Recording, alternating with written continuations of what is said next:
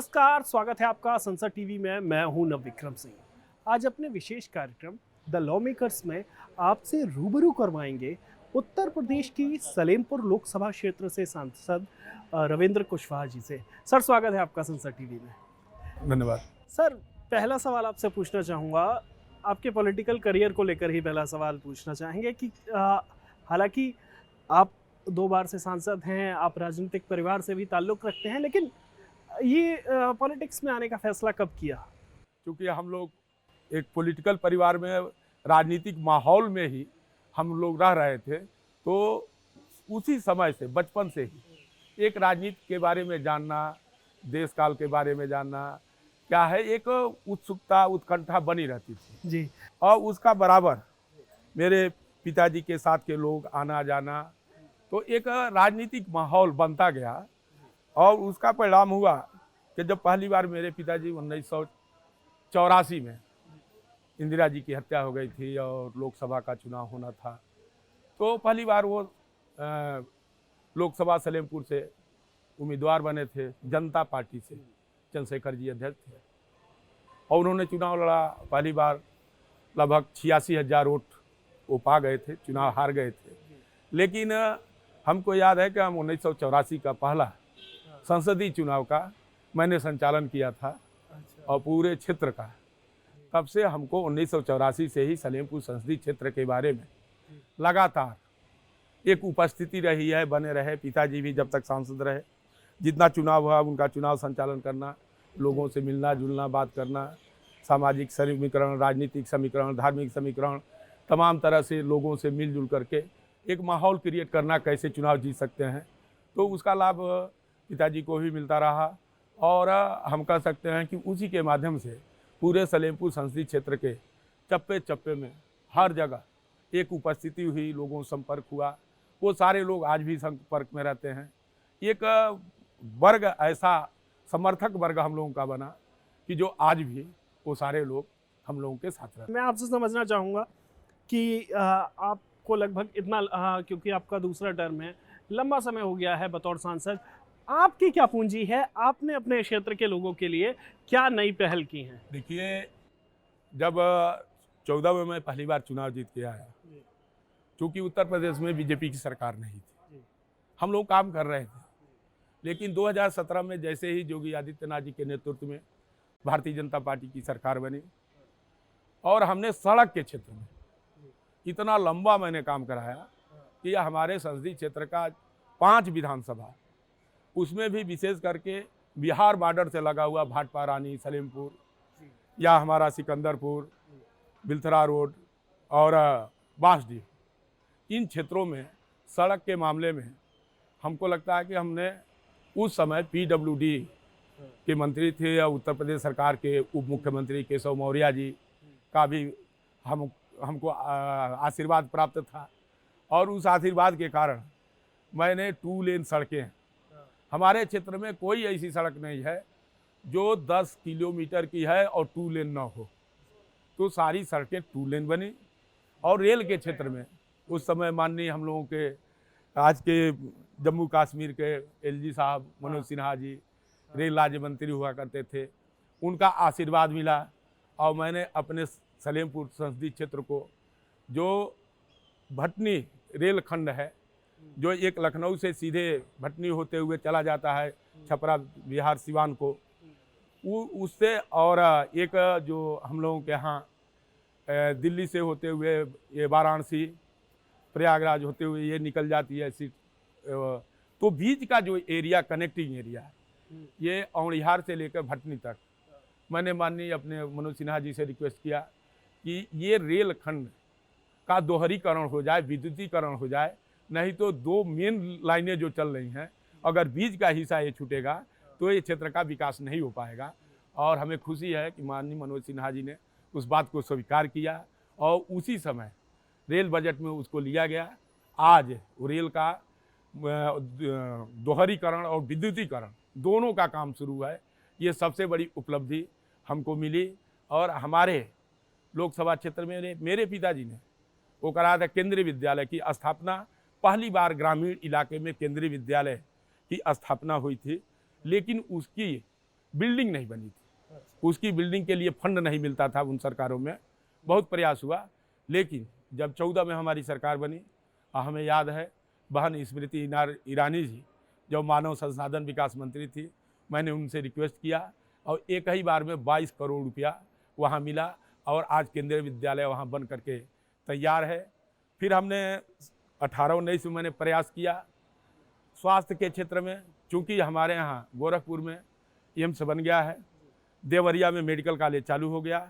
हमारी इच्छा थी कि हमारे लोकसभा के अंदर कोई ऐसा मेडिकल कॉलेज बने जिससे आम जनता को उससे लाभ हो सके। तो हमें खुशी है कि उस समय 9 करोड़ की लागत से खामपार में भाटपार रानी के अंतर्गत आयुर्वेद का वहाँ पर मेडिकल कॉलेज बन करके तैयार हो गया, चालू हो गया। आज वहाँ पर सवेरे शाम हजारों लोग जाते हैं, दवा कराते हैं, ओपीडी होती है और सारी व्यवस्था होती है। अरे बिल्कुल, ये आपने जो बतौर सांसद अपने क्षेत्र के लिए काम किया, आवाज़ उठाई, सदन में मुद्दे उठाए, एक सवाल आपसे पूछना चाहूँगा, बतौर सांसद जब आप सदन में आते हैं, कमिटीज़ में देखते हैं, कमिटी क्योंकि आप कई कमिटीज़ का हिस्सा भी हैं, तो जब आपको कैसा महसूस होता है कि ये जो सदन है, क्योंकि आमतौर पर जो छवि कई बार बनाई जाती है कि गतिरोध और अविरोध ही होता है सदन में, लेकिन जो काम होता है सदन में वो देखकर कैसा अनुभव हुआ? क्योंकि अब आपको लंबा अरसा हो गया है,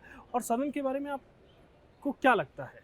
देखिए, सदन पार्लियामेंट पूरे हिंदुस्तान का आईना है और यहाँ पर विभिन्न क्षेत्रों से, विभिन्न प्रदेशों से लोग चुनाव जीत करके आते हैं और आने के बाद जब शुरुआत 11 बजे होती है, प्रश्नकाल होता है, प्रश्नकाल में हम लोग बैठते हैं, हमारा क्वेश्चन हो न हो, लेकिन उस प्रश्नकाल में बैठने के बाद से जब लोग अपनी समस्या उठाते हैं, सांसद अपनी विभिन्न विभागों से अपने प्रश्न पूछते हैं, उसके माध्यम से ये हम लोगों को मालूम होता है कि किस क्षेत्र में, किस प्रदेश में किस तरह की समस्या है, किस विभाग से किस तरह की समस्या है, इसके बारे में बहुत सारी जानकारी हम लोगों को प्राप्त होती है, जिससे ये ज्ञानवर्धन भी होता है और देश के विभिन्न हिस्सों के बारे में जानकारी भी होती है कि वहाँ पर किस तरह की समस्याएं हैं और किस तरह की समस्याओं के निपटान के लिए हमारे सांसद भाई मेहनत कर रहे हैं और उनकी बात सुनी जाती है और उस पर जो सरकार कार्रवाई करे। और जहाँ तक आपने कमेटियों की बात किया, तो स्टैंडिंग कमेटियाँ जो पार्लियामेंट की होती है, हर विभाग की अलग अलग कमेटियाँ होती हैं, ये कमेटी भी एक मिनी पार्लियामेंट है और उस मिनी पार्लियामेंट के बाद माध्यम से हम लोग देश के विभिन्न हिस्सों में टूर के माध्यम हम लोग जाते हैं, अध्ययन दौरे पर जाते हैं और उस दौरे के माध्यम से उस इलाके की किस प्रदेश में किस तरह की समस्या है, उस विभाग से संबंधित क्या समस्या है, कैसे उसका पालन हो सकता है, अनुपालन हो सकता है, उसमें कैसे सुधार हो सकता है, उसके लिए सुझाव और उसका परिणाम और तमाम तरह के जो लोकसभा के अंदर बिल पेश होते हैं वो कमेटियों में आता है, कमेटी में उस पर विचार होता है। उस विभाग से संबंधित जो अधिकारी होते हैं, कर्मचारी होते हैं या जो ब्यूरोक्रेट्स होते हैं, उस विभाग से संबंधित आम जनता के अंदर जो लोग उससे रिलेटेड होते हैं, उनको भी मिला करके कमेटी के अंदर उनसे चर्चा होती है, बात होती है। तो कमेटी के माध्यम से हम समझते हैं कि कमेटी जो ड्राफ्ट तैयार करती है और उसी ड्राफ्ट के आधार पर फिर कैबिनेट में जाता है, कैबिनेट उसको पास करता है लोकसभा के अंदर, फिर कानून बनता है।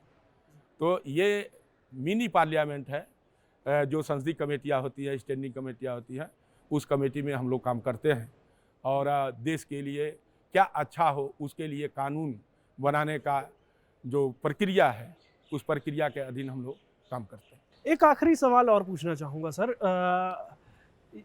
कमेटी से एक बार पार्लियामेंट से फिर आपके संसदीय क्षेत्र में ही चलते हैं और पूरे पूर्वांचल की बात करूँगा, बल्कि आपके सिर्फ सलेमपुर लोकसभा क्षेत्र की नहीं, क्या विज़न है आपका? क्योंकि पूर्वांचल को आमतौर पर देखा जाता है एक बीमारू क्षेत्र के तौर पर कि वहाँ पर संसाधनों की कमी है, जबकि खुद प्रदेश के मुख्यमंत्री उसी इलाके से ताल्लुक़ रखते हैं। लेकिन क्या तस्वीर बदल रही है और आगे जो आने वाले वर्ष हैं वहाँ कितनी प्रगति की संभावनाएं आप देखते हैं?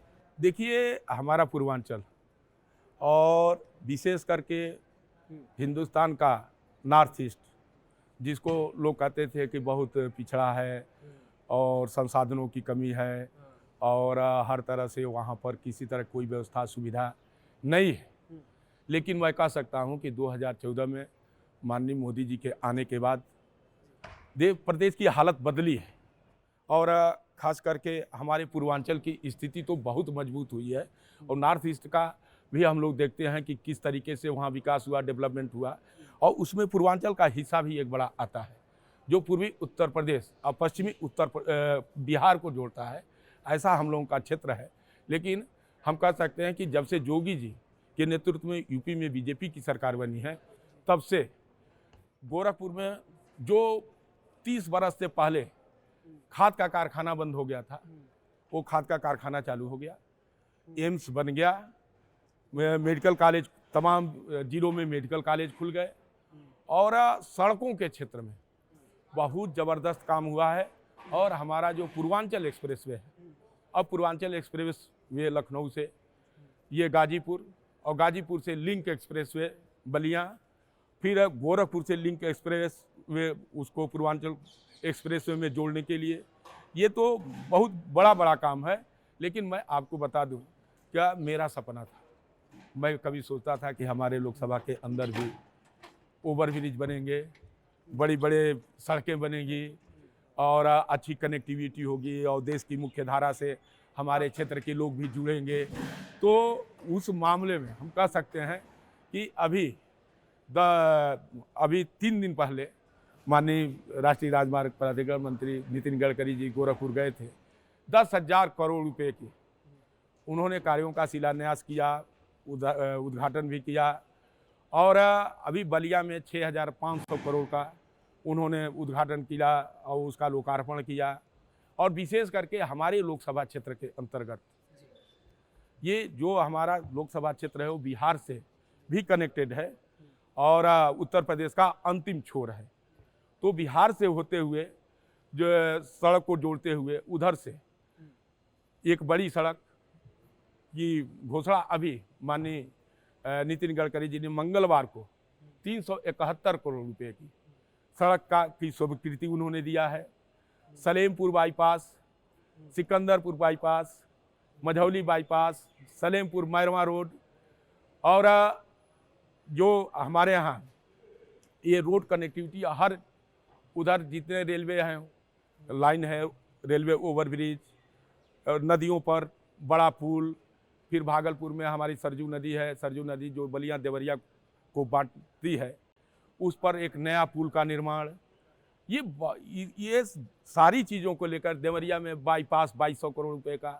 तो ये सारी चीज़ों का जो लागत आ रही है उसको जोड़ दें तो हमको 7,775 करोड़ की योजना अभी हमारी प्रस्तावित है, जिसमें से हम समझते 1,000 करोड़ रुपए की स्वीकृति मिल चुकी है। राम जानकी मार्ग जो हमारा अयोध्या से बड़हलगंज होते हुए, बरहज होते हुए, मेहरौना होते बिहार को जनकपुर चली जाती है, उस रोड की स्वीकृति माननीय गडकरी जी ने जारी कर दिया है। अभी 10 तारीख को उन्होंने गोरखपुर में इसका शिलान्यास किया है।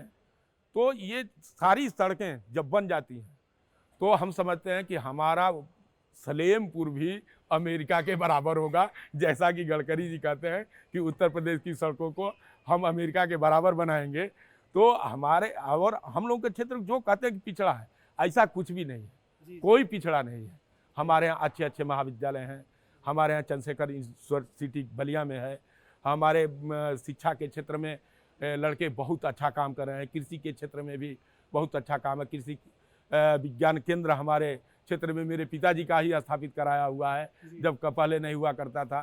तो हमारा क्षेत्र हम नहीं कह सकते किसी मामले में पिछड़ा है।